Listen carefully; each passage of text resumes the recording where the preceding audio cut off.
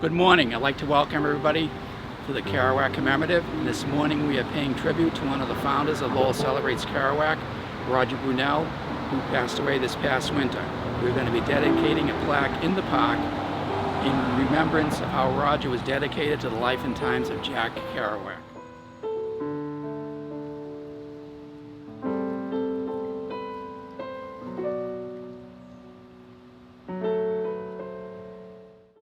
Morning, everybody. I'm Judy Bissett, President of Lowell Celebrates Kerouac, and I'm going to say about 5 words in French and the rest in English, but very short. Bon matin, bonjour, à mes amis, nouveau. How do I say that? Is Louise Pelican here? Right here. Right here. Did I get that right? Yes. Great, okay. And thank you all for coming. Thank you to the family of Roger Brunell. Thank you to Richard Scott, who's the person who organized this. Louise Pelican will read in French. Suzanne Betty will read in Latin. Okay, and thanks again to the family of Roger Brunell, some of whom I have known since first grade. And I want to thank David and all the musicians behind me. And I hope you enjoy the rest of the day. Thank you. Thank you, Judith. Welcome everyone here.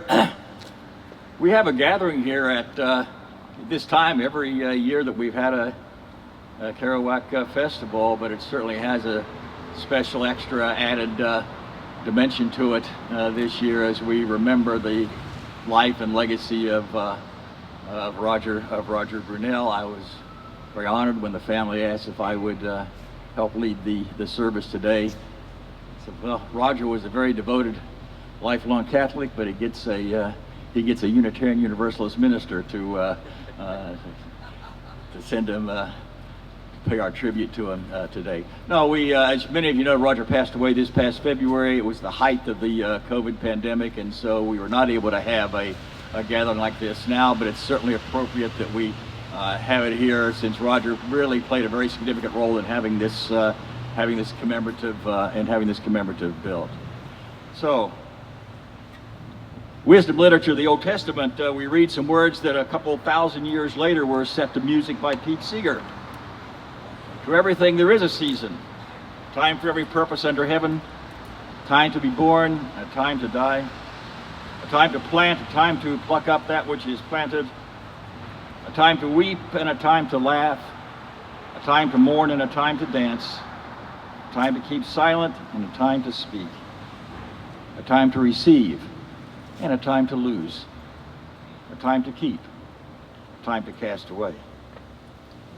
So I am, as I say, very pleased to welcome you here on behalf of Lowell Celebrates Kerouac to this time of remembrance for Roger Brunell. We come here to this place, very special to Roger, very special to many of us, to do honor and praise to his life and memory. We offer our thanksgiving and gratitude. One such as Roger has lived among us here gathered, for the ways in which he touched and blessed our lives. We know we gather in recognition of Roger's passing this last February, and in so doing it is also right that we come together in the spirit of an affirmation of life, for life and death come together even as a river flows to the sea. A reading. We belong to the eternal here and now. We did not begin when we were born. Our origin goes back to the beginningless beginning of all things. Our story is the story of the universe, of earth and sea and sun and humanity. Do we end when we die? Something eternal is revealed and contained in everything and everyone. Our minds and bodies are mosaics of the same unknown that underlies the light and the star and the sea. We do not fully know what it is, but we live it. We call it life. And we belong to the oneness from which we have emerged.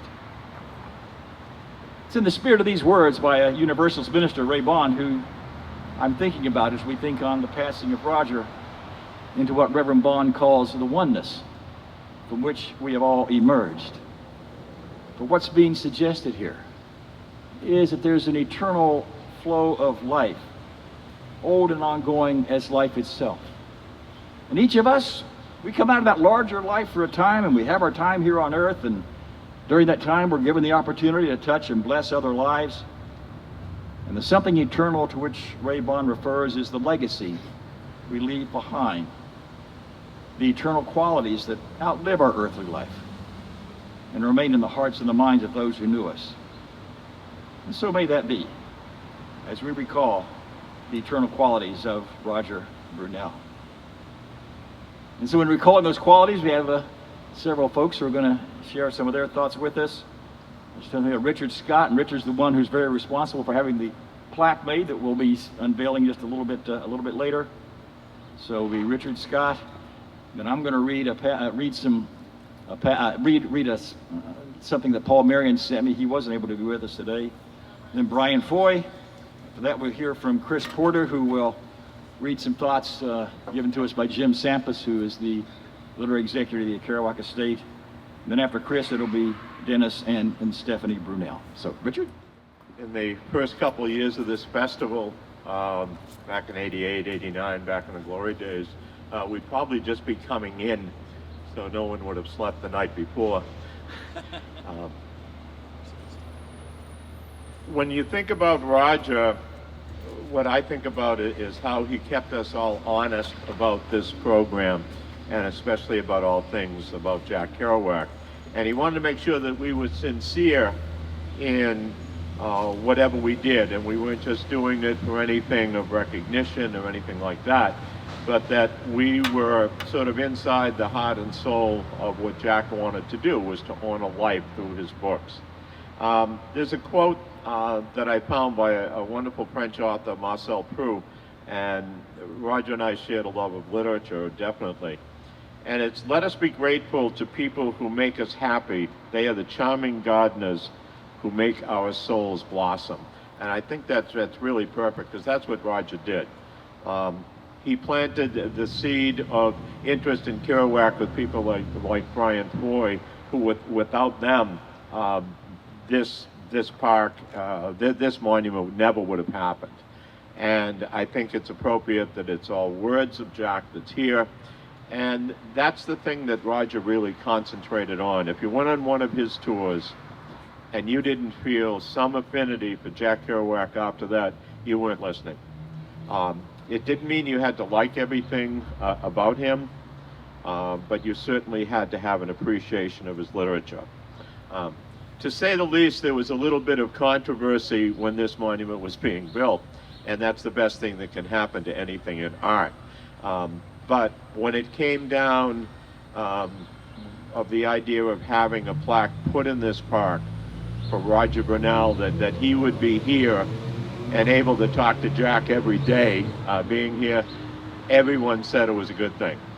So that was, it made it very easy.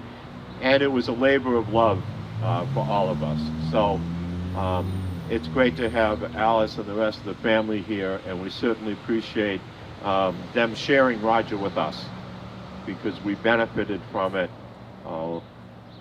Lowell is a better place because Roger was here, and there is no question that his legacy will live on as long as Jack's work does. And all I can say is merci beaucoup, mon ami, and thank you, and you'll always be remembered. Thank you. Thank you. Paul Marion regrets he couldn't join us, but he had an article recently, tribute to Roger, published, that he asked if I would read some selections from it, so that's what I'll be doing. These, I'm speaking, but these are Paul Marion's words. Born 12 years after John L. Kerouac, Roger was the last linguistic link, informed by deep knowledge of Kerouac's writing to the author's generation in his hometown. Roger's special understanding of the French portion of Kerouac's soul and mind gave him an advantage in presenting the essence of the author to curious pilgrims or well-read scholars. Formally educated in languages, Roger honored the distinct French shaped by the Quebec immigrants and their descendants to making a new nation. He was the last witness from his time to testify. Now we take what we learned from him and carry it forward, spreading the word to new readers. Roger looked around this city in the mid-1980s and decided it was time to take Kerouac to the streets. He joined other local activists and created an organization to promote the author. He named the organization Lowell Celebrates Kerouac. That's where we get the term from Roger. Roger invented the guided tours to Kerouac places in Lowell, and through decades led hundreds of walking and bus tours for thousands of people of all ages. As that here, following this gathering, we'll have a bus tour and a walking tour. I think we should consider them today the Roger Brunell Memorial Tours. Roger researched carefully in designating those tours, and Roger was deeply spiritual while being thoroughly of the earth. And he understood the innate spirituality of Jack Kerouac, and he conveyed it. Roger loved his city for all of its small glories and stubborn imperfections. He was not going to let Lowell get away with not claiming Kerouac. He preached the word in his own earthy way. As a teacher, he encouraged countless students in French and Latin classes, 48 years of teaching. Roman history was living history for Roger. He held a master's degree in linguistics from Middlebury College in Vermont. He studied French literature in Paris. He served in the United States Army and had tattoos long before body art went mass culture. He was happy to meet a breakfast pal for beans and toast and coffee at Vic's Diner near his home close to Beaver Brook. And we will miss him. We know his family will miss him. Paul says, I will miss him as a friend and a co-conspirator. The international Kerouac community lost a passionate member on February the 10th. All hail, Roger. We are grateful for all the good you brought us. These words from Paul Marion. Brian? I'm sorry.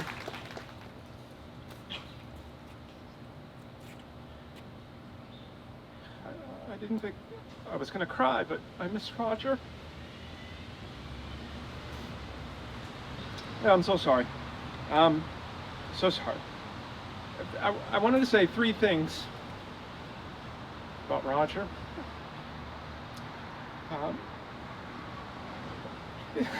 This was meant to be funny.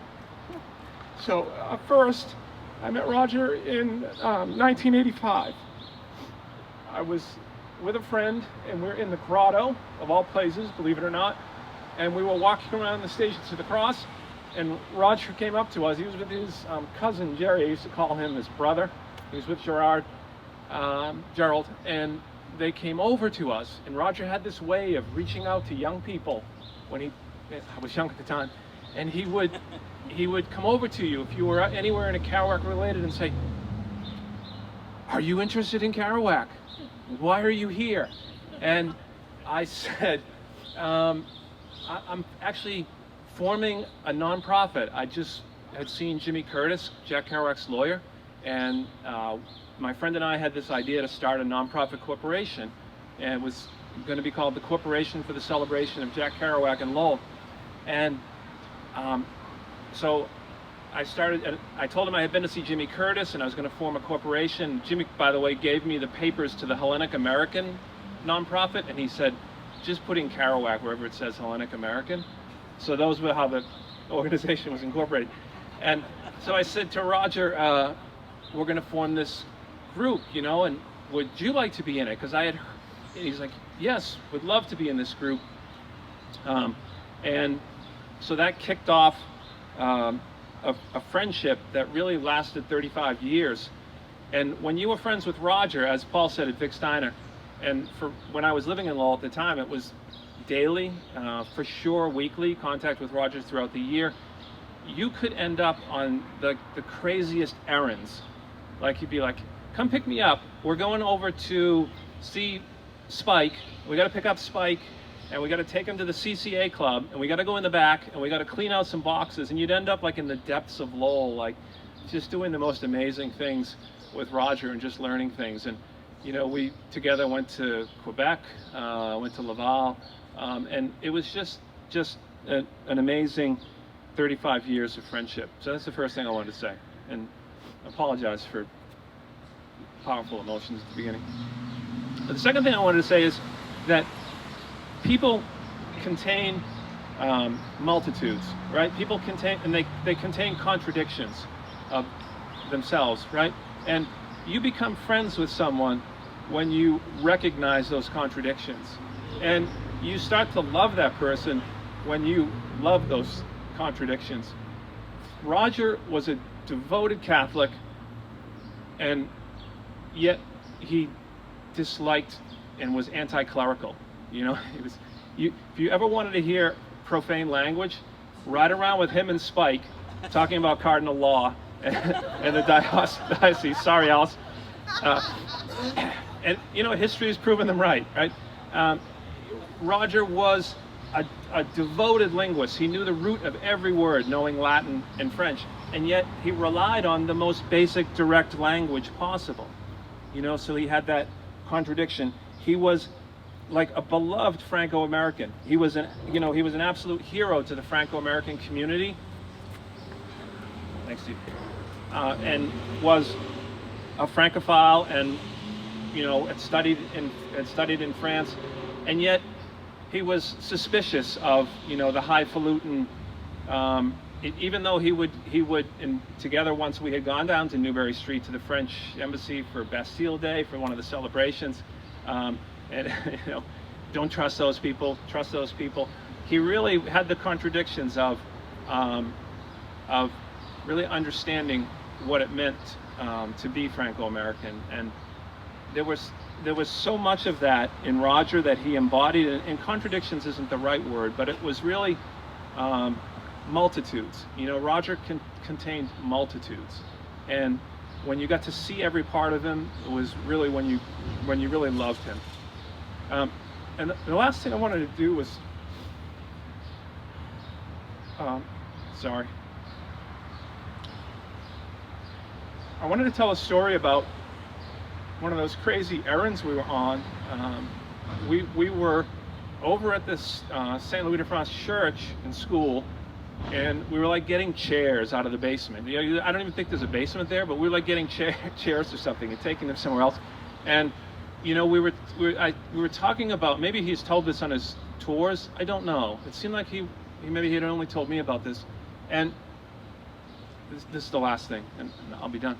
He and I were talking, and I said, you know, the thing I think that all of those Kerouac biographies got wrong was like Catholicism. Like, what's the big freaking deal? Like, to me, it was like my aunt's a nun, and it was a nun at Sacred Heart, and kids loved her. You know, I loved her. She came over to visit, and I'd be like, this is great. This is Sister Suzanne, Aunt Rita. And there was so much interest and intrigue in Catholicism, you know, and to have that Kerouac was doom and gloom based on this Catholicism. And Roger said he was at school in the 3rd grade, and the teacher passed out books at the start of school. So it was, they all got new books, and the students were passing out the books. They were brand new. He opened up the book and started smelling it, and he said, I had my head down and I was smelling the new book. This Roger is a little kid, and he said, all of a sudden the nun was behind me, like right over my shoulder. And he's like, you know, what's she gonna do? You know, she's gonna hit me. And she leaned over and said, Roger, what are you doing? And he said, I love the smell of a new book. And she said, I do too. And she kissed him on the head with a blessing that he kept his whole life. Hi everyone, I'm Chris Porter. I'm here in the stead of Jim Sampis, who sends his regrets. Jim from the runs the Kerouac estate. was not able to be here due to a family member. He sends you all the whole Brunell family, his best wishes, and wanted me to read this for you all. The Kerouac estate and the Sampras family were incredibly fortunate to have Roger Brunell as our good friend. He was a truly gifted storyteller whose spirit and kind-hearted humor helped keep Jack Kerouac's legacy alive in an enormous way. We'll miss your smile and firm handshake, Roger. Held a few minutes longer as you finish the story, we will remember always and forever be grateful for. And that's his words, my last words. I never got to know Roger very well, but I will never forget, I got to be in, I guess, I've known his daughter Stephanie for many years, and I've heard about Roger for a long time. I've lived away for a long time. But I had one of the most sweetest conversations with him during David Amram's set the last time we all got, I guess, 2019. And really sweet conversation, really sweet time. I always remember the warmest smile you could ever see. So that touched me. I'm very glad to have met him and to be here with you all.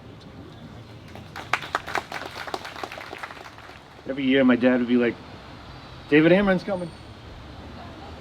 And he always wanted me to play with him, and luckily I got to a couple times. It was great. Well, yeah, as Steve mentioned, we couldn't really do a funeral because of COVID, but he would have loved this. This is great. This is probably exactly what he would have wanted at this park. So, like Steve mentioned a little bit about his school he went. He was a proud French Canadian, grew up in Lowell, went to St. Louis school. He was telling me that when he was a kid, it was French for half the day and then English for the other half of the day, which was good for him. You know, he grew up speaking French first. And, you know, he knew the difference between the French they spoke in France and the French they spoke in Canada. You know, they'd mix in English words as they spoke. I remember hearing it when I was a kid and my grandmother spoke it. It was easier to understand what they were saying in that code. Yeah, so I think that's what drew him to Kerouac. Because he wrote in that same Lowell version of French. You know, my dad loved to travel. He went to France for a year and went across the country with my sister not too long ago. But he always came back to Lowell. He would never consider, I don't think, living anywhere else. He was a teacher for a long time. He loved being a teacher. He loved spreading the knowledge that he had and learning from others. I used to love hearing the stories that he had about the kids. You know, he couldn't quit. He retired, then he went back to it. I don't think he stopped until he was almost 80. He would still go back and substitute teach. So he was a great example of, you know, if you get a job that you enjoy, you never work a day in your life. So, yeah, married my mom. And, you know, she was perfect for him, balanced out as, you know, she's kind and easygoing. He could be feisty, you know. It was a good balance. I remember many trips to the beach, family dinners. You know, he always supported me and my sister when we were kids with our activities, baseball, piano, and drove me to band practice. And, you know, he had a great sense of humor. He introduced me to the high culture of the Three Stooges. Used to enjoy those on Saturday morning. And, you know, later in life, he was always interested in what was going on in my life and my family and my kids. He had a great memory, you know. I used to love picking his brain and asking him about things that happened when he was young and a young adult. And he was very opinionated, had strong opinions about things. But he used to do, you know, what we call the deep dive, what people refer to today as a deep dive. You know, you go on the internet and search something until you know everything about it. But he would do that back in the 80s before the internet, and we'd be at the library. He got into genealogy and traced our family back, I think 12 generations to the first Brunell that came from France to Canada in like 1610. I think I'm the 12th generation. I don't know. He has them all mapped out on cards. So he was really detailed. And he approached the Kerouac tours the same way. His Kerouac books had tons of notes and those yellow stickies sticking out. So he loved it. It was great to see, him find something that he loved later in life. And he just, yeah. So, I'll miss him, we'll all miss him. I feel fortunate that he lived so long. Got to meet all his grandkids and be a part of our life. And, like everyone, like all our friends and loved ones that we've lost, they live on inside us. I can close my eyes and hear his voice. Sometimes even when I don't want to. But yeah, I'll miss him. And thank you all for being here. He would have loved this. And, bonsoir. I used to always say bonsoir when I was a kid. That means good night in French. All right, thanks. I think my brother summed Roger up beautifully, so I just have a little anecdote I want to share. When I moved to the West Coast, as Chris mentioned, about almost 10 years ago exactly, my father drove with me. My brother mentioned that, and in true Kerouac fashion, he jumped in the car with me. He was retired at the time, so he said, "Why not? I'm free." I said, "Okay." And two of the things he wanted to do were go to San Francisco and go to Big Sur. And I said, of course. So I have a wonderful picture of my dad at Big Sur, and I printed out a bunch of them. So if anyone would like a copy, let me know. My niece Carmela and I labeled all of them, so all the information of location and date are on there. So I just want to say thanks everyone for coming, and this is really beautiful. Like my brother said, I think he would have absolutely loved this, so thanks a lot. I just want to thank everyone who spoke for the way in which you brought Roger into our midst this morning. Your memories of him, I know that he would, I think he would, as others people have said, there was no more appropriate place to have this gathering than the place that Roger played such a hand in creating. I first met Roger in the summer of 1989. I came to Nashua, New Hampshire to be the minister at the Unitarian Universalist church there, and summer after, I just happened to see a little piece in the Lowell Sun on a news rack up there that this Kerouac Festival was going on. It took place in August that year. And so I came down that night. I heard Gregory Corso and Diane DePrima do some readings. That was quite a night over at Smith Baker. And as the evening was wrapping up, somebody said there's going to be a tour of the Kerouac sites of Lowell tomorrow at such and such a place. And that was where I first met Roger. And as Humphrey Bogart put it in Casablanca, it was the beginning of a beautiful friendship. And just appreciated his support for me over the years as I became involved with the LCK organization. I want to read just a couple of passages that Roger liked to read when he was leading the tours. Just a couple here. The Mystic Jack Tour would always take place over at the St. Louis de France Church. Bill Walsh is going to be leading that one tomorrow morning. Then the church, St. Louis de France, a basement affair then, with concrete cross, and inside the ancient smooth pews and stained windows, stations of the cross, an altar, and special altars for Mary and Joseph, and antique mahogany confessionals with winey drapes and peep doors, and vast solemn marble basins in which the holy water lies, dipped by 1,000 hands. Roger must have read that passage hundreds of times for the tours he led, as he did the ones when he went to Kerouac's birth home on Lupine Road. I was with him several times when he read this passage. It's a familiar one, I'm sure. From Dr. Sachs. It was in Centerville. I was born in Pawtucketville, saw Dr. Sachs. Crossed the wide basin to the hill on Lupine Road, March 1922. 5 o'clock in the afternoon of a red all over supper time. as drowsily beers were tapped in Moody and Lakeview saloons, and the river rushed with her cargoes of ice over red and slick rocks, and on the shore the reeds swayed among mattresses and cast-off boots of time, and lazily pieces of snow dropped plunk from bagging branches, a black thorny early pine in their thaw, and beneath the wet snows of the hillside, receiving the sun's lost rays, the melts of winter mixed with the roars of the Merrimack, I was born. I don't know how many hundreds of times Roger must have read that on those tours. But for all this, his favorite passage was just a few lines in On the Road. Jack writes, "All of life is holy, and every moment is precious."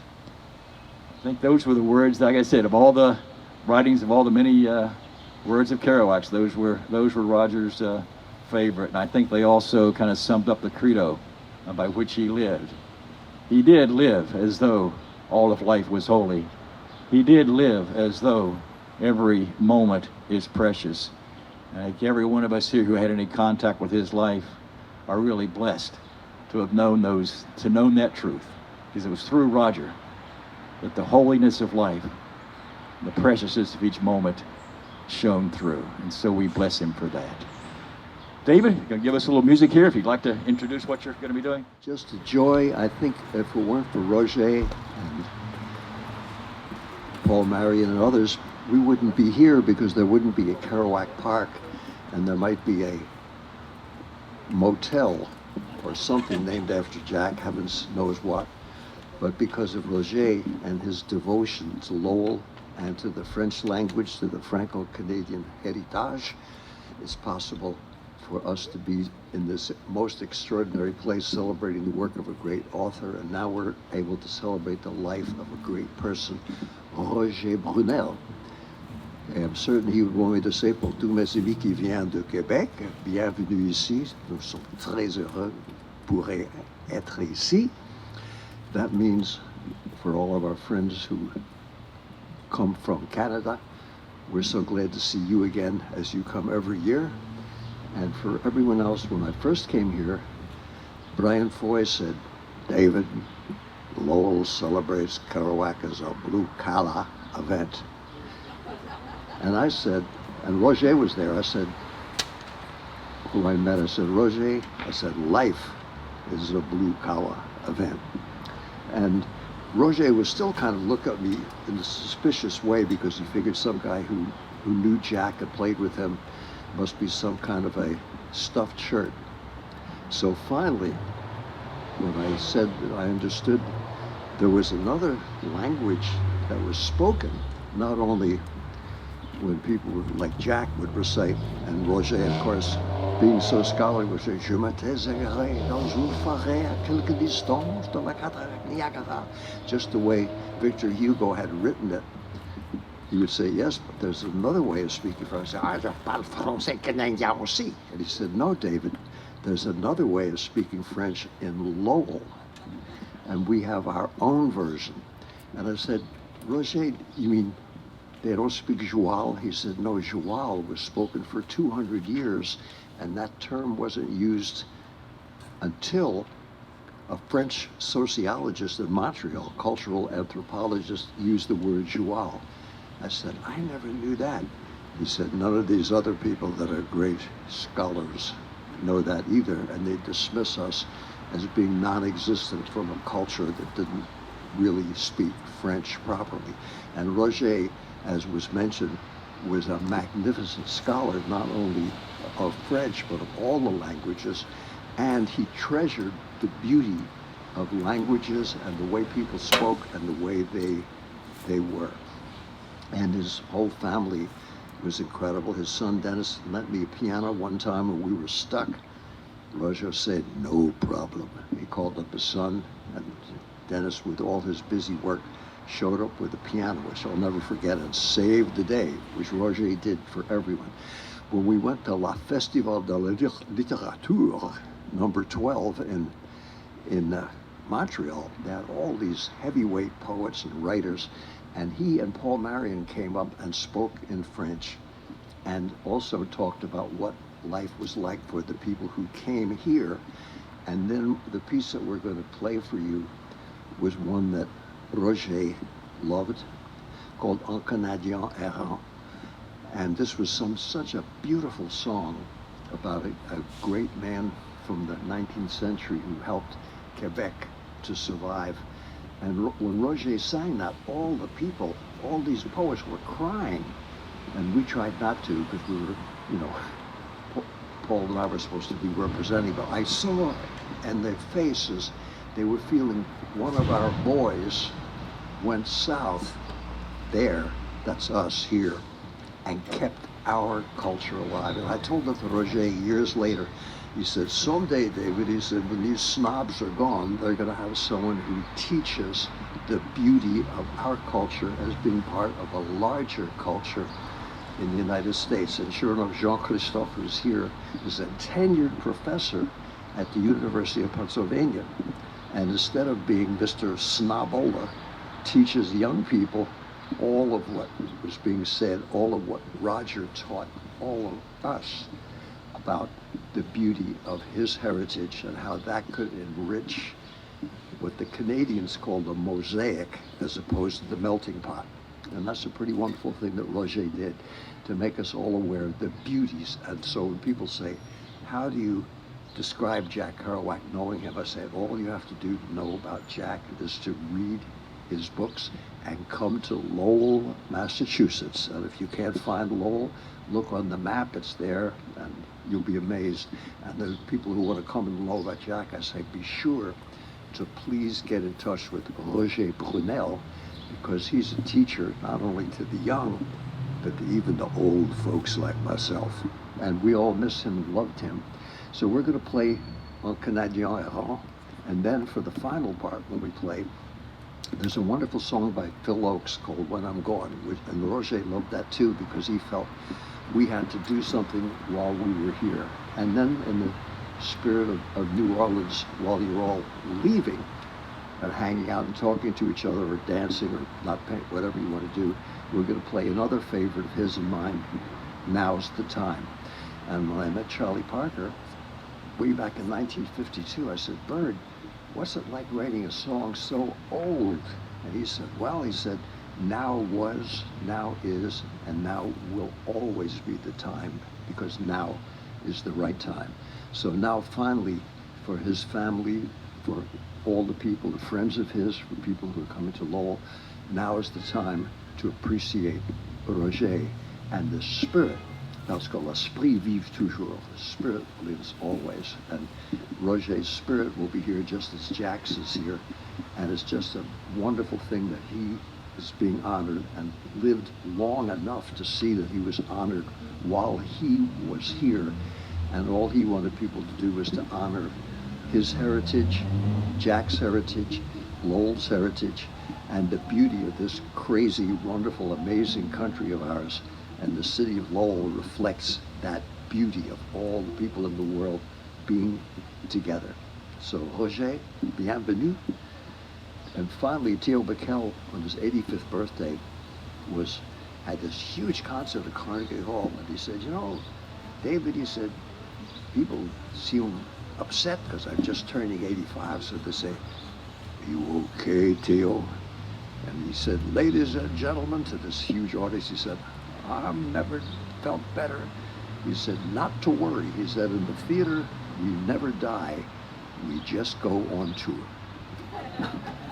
So, Un Canadien Errant, avec the wonderful musicians, Mr. Kevin Twigg, who's come to Lowell for years, and Renee Hart, and my son, who, like my two daughters, was lucky enough to meet Roger so they could get an education too, Adam Amram. It's very fitting that we have a memorial plaque here for Roger, adding to the inscriptions by Kerouac. We now have a tribute. I want to thank Richard Scott for taking the initiative in making that happen. So what I'd like to do, I'd like to invite Alice and Dennis and Stephanie, if you would come forward at this point. We're going to unveil the plaque here. Just go for it. 1, 2,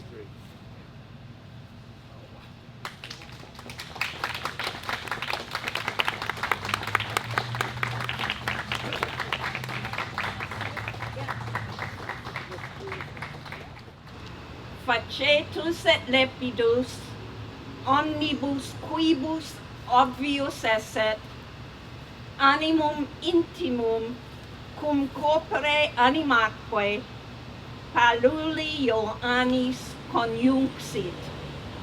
And I have to thank Judy Haley, who is the head of the World Languages Department at Lowell Catholic, for providing that very nice Latin.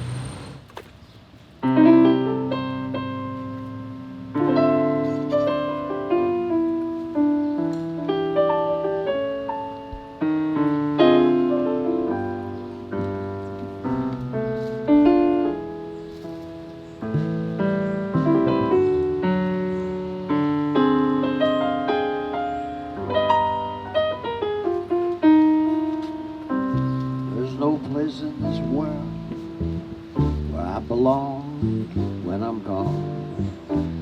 And I won't know the right from the wrong when I'm gone. And I guess you won't find me sing on this song when I'm gone. So I guess I'll have to do it while I'm here. And I won't feel the flow of the time when I'm gone. And all the pleasures of love will not be mine when I'm gone. My pen won't pour out lyric lines when I'm gone. So I guess I'll have to do it while I'm here. And I won't breathe the bracing air when I'm gone.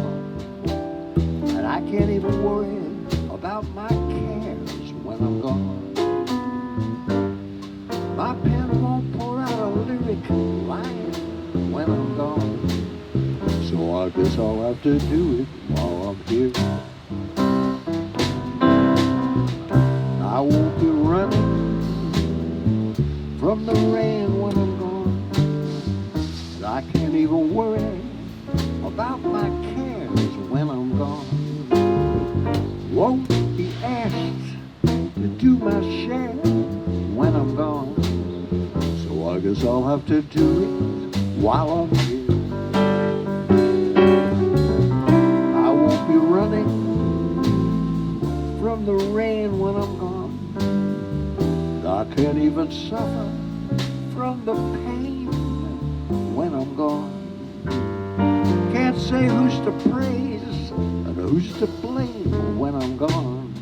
So I guess I'll have to do it while I'm here.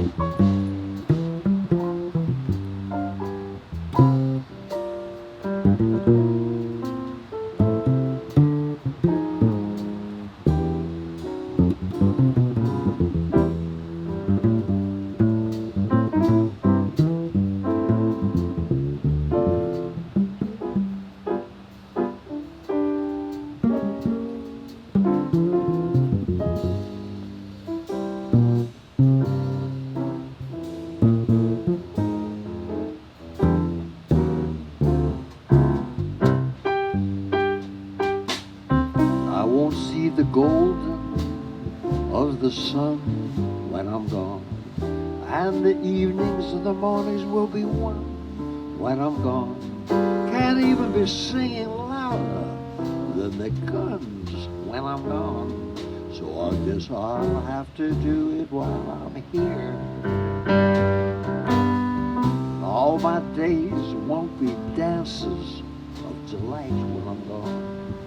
And the sands won't be shifting from my sight when I'm gone. Can't even add my name to the fight when I'm gone. So I guess I'll have to do it while I'm here. And I won't be laughing when the lies when I'm gone. And I can't even question how or when or why when I'm gone. Can't live proud enough to even die when I'm gone. So I guess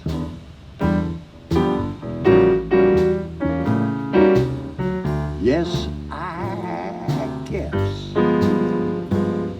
Et sûrement c'est bien à dire que Roger probably would guess too, if he knew that we were all celebrating and that me and you can all be together in ensemble and try to do each and best we can each and every day. Because I was surely, sûrement, mes amis, the Roger way.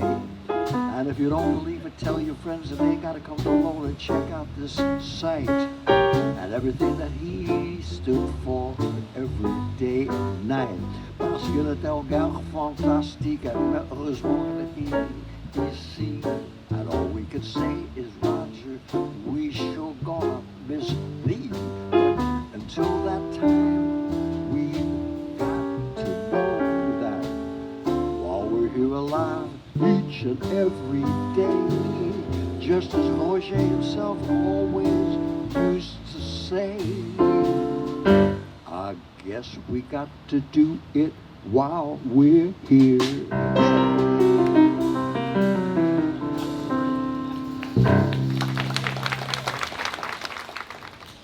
So let us receive now a blessing for Roger Brunell. Blessed and Holy Spirit of life and love, you who are known to us by many names and through many faith traditions, you whose presence we know as the presence and the power of love and peace, we bless you here for the memory of Roger Brunell, one who generously shared his life with others and is now departed in peace. We ask your blessing upon him as he has come to know the eternal rest that awaited him and that in time awaits all of us. In our offering this blessing for Roger, may each one of us here follow the very best that was in him. With love and thanksgiving, may we cherish the gifts that he left for us. And as we return to the daily round of our duties, may we be more eager to be helpful and kind, as though in the presence of death, we have come to learn some of the deeper meanings of life. And may we be thankful for this fine life, in whose company those here have walked during his years on earth. Bless you, Roger. Thank you for sharing your life with us. Rest in peace. So may it be. Before I'm going to offer the closing words now, I'd like to invite, if Alice and Stephanie Dennis would like to stand and receive any of the greetings, blessings, best wishes of people who are here who would like to do so. I'll say some closing words and Dave will play as Alice and Dennis and Stephanie receive, as I say, your best wishes. And now may the truth that makes us free, the hope that never dies, and the love that casts out fear lead us forward until the day spring breaks and the shadows flee away. And may we greet the breaking of tomorrow's dawn with faith and hope and love. Blessed be. May we go in peace.